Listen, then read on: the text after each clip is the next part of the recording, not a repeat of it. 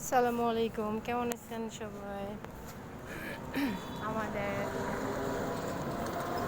এই যে রাস্তার পাশ দিয়ে যাচ্ছি, তো এখন দেখি সুন্দরভাবে পরিষ্কার করতেছে, কিন্তু জায়গাটা অনেক সুন্দর ঘাসে ভরা।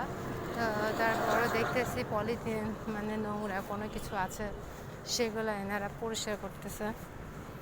ভাবলাম একটা ছোট্ট একটা ভিডিও করে ফেলি, আপনাদের সবাইকে দেখাবো। এই জন্য ভিডিওটা করতেছি। কমেন্ট অবশ্যই জানাবেন সবাই, আর জায়গাটা আসলে সুন্দর কিনা সেটা অবশ্যই আমাকে জানাবেন।